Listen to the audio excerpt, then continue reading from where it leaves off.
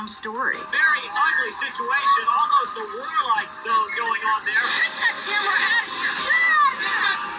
here! They have made such statements as, we are ready for war. Okay, y'all been preparing 8 months for this. How long do you think we've been preparing? Hello everybody, welcome back to Screenstars. I'm here today to bring you my review for the Netflix 3-episode documentary Waco, American Apocalypse.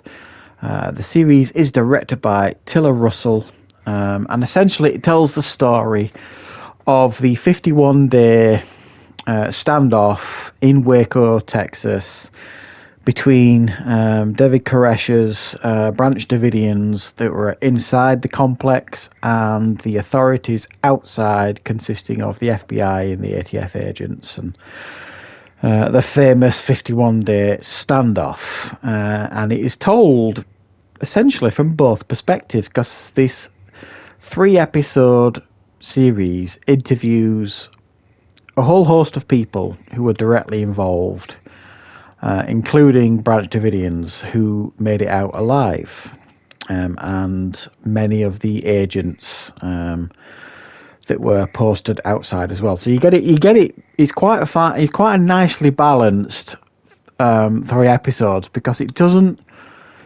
focus heavily on, you know, David Koresh being a maniac and everybody in there being maniacs and all this kind of stuff, and religious zealots and everything. You know, it's not unbalanced, it's not biased. At times it's a really frustrating watch, I'm not going to lie, because you can clearly see mistakes were made.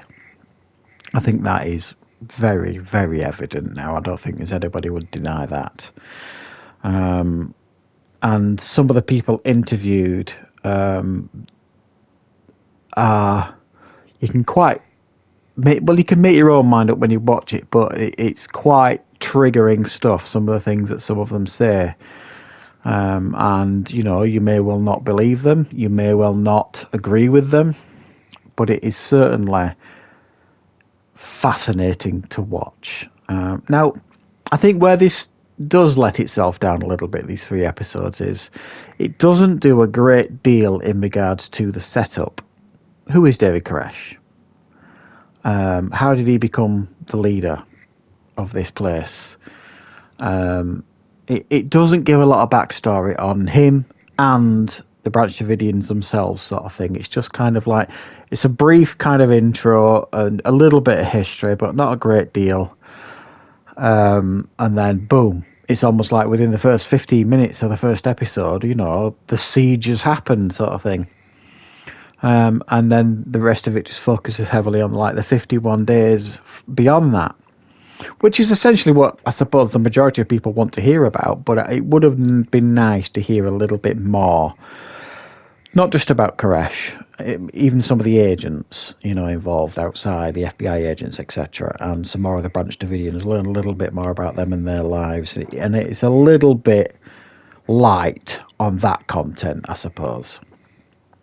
But yeah, the first episode, like I say, it focuses really heavily on, and I mean, there's this standoff was worldwide news. I remember, obviously, because I'm in the UK, I remember this being on the news consistently back in the day.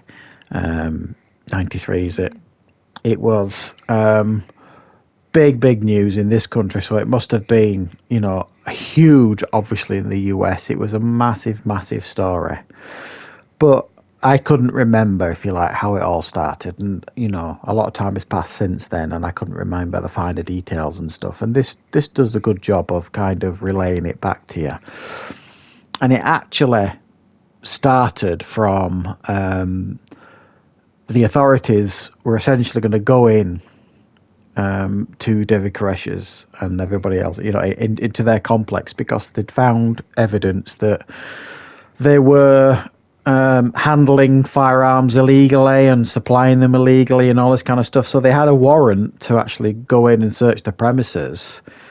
You could argue how they decided to serve that warrant was stupid.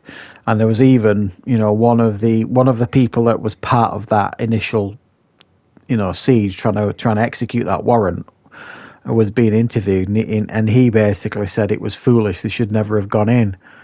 And it's quite clear it was a foolish move. They should never have gone in, because David Koresh and the others found out about it before they got there. They were tipped off, and it led to, let's say, this standoff where 4 agents were killed.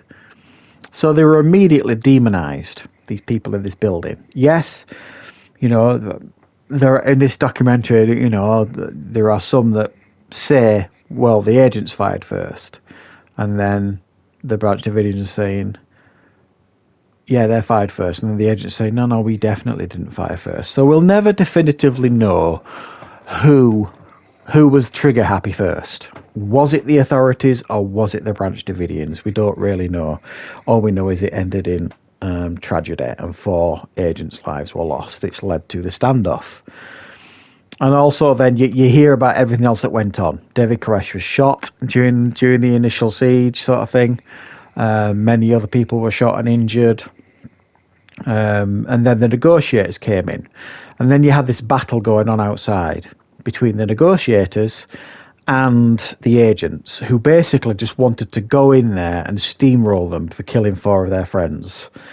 So you had this battle outside. The negotiators wanted to end it peacefully, and there were those who didn't want to end it peacefully. They just wanted to go in there and show them what was what. So they were constantly at odds with each other, these two. And the negotiators, I personally believe that if the negotiators had been allowed to do their job without hindrance and without people kind of getting in the way of that, I think they would have successfully negotiated everybody out, because they were doing a good job. They did get a lot of people out of the building through negotiation.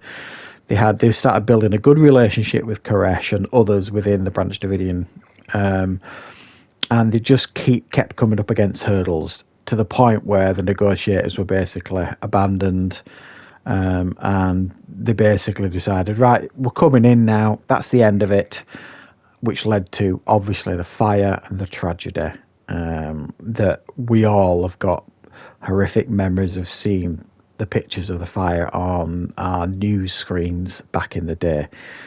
So I thought this was a nicely balanced, put together, limited documentary series. It's only 3 episodes long. It doesn't overstay its welcome. You could argue with it could probably fit another episode in, let's say, expanding on people's, you know, so we could learn a little bit more about everybody involved. But it was fascinating to hear the interviews with everybody involved, the different perspectives. Like I say, you got it from both sides, the authorities and the people inside the building, and it was a fascinating watch. And if this is something that interests you, if you like shows like this, because I think Netflix are really good at these type of documentaries, generally speaking. Some of them are a little bit hit and miss, but many of them I think are really, really good. And I thought this was definitely